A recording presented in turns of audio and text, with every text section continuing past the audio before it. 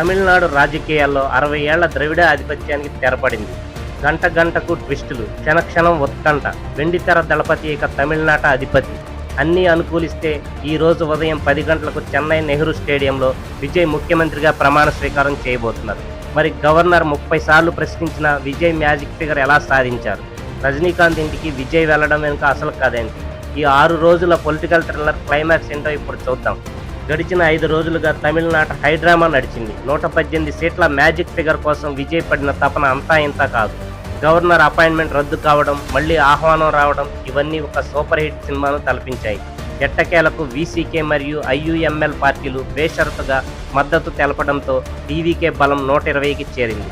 దీంతో దశాబ్దాల తర్వాత తొలి ద్రవిడేతర ముఖ్యమంత్రిగా జోసెఫ్ విజయ్ రికార్డు సృష్టించబోతున్నారు. ఈ రోజు ఉదయం 10 గంటలకు నెహ్రూ ఇండోర్ స్టేడియంలో ఈ చారిత్రాత్మక ఘట్టం ఆవిష్కృతం కానుంది.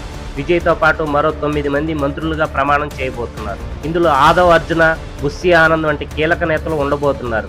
కాంగ్రెస్కు 2 మంత్రి పదవులు, బీసీకేకి డిప్యూటీ సీఎం పదవి ఇచ్చేందుకు విజయ్ గ్రీన్ సిగ్నల్ ఇచ్చారని సమాచారం.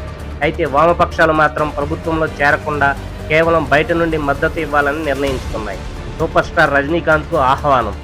అయితే ఇప్పుడు అందరినీ ఆశ్చర్యపరుస్తున్న విషయం సూపర్ స్టార్ రజనీకాంత్ను విజయ్ కలవబోతుండటం.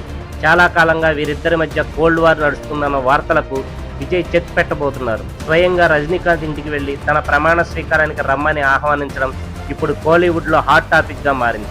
విజయ్ చూపించిన ఈ సంస్కారం చూసి అభిమానులు మురిసిపోతున్నారు. రజనీకాంత్ ఈ వేడుకకు వస్తే అది భారత రాజకీయాల్లోనే ఒక అరుదైన దృశ్యం కాబోతుంది. మే 13వ తేదీలోగా విజయ్ అసెంబ్లీలో తన బలాన్ని నిరూపించుకోవాల్సి ఉంటుంది. కోట్లాది మంది అభిమానుల ఆకాంక్షను నెరవేరుస్తూ దళపతి విజయ్ సీఎం పీఠాన్ని అధిరోహించబోతున్నారు. మరి విజయ్ నాయకత్వంలో తమిళనాడు ఎలా మారబోతుందో మీ అభిప్రాయాన్ని కామెంట్ చేయండి.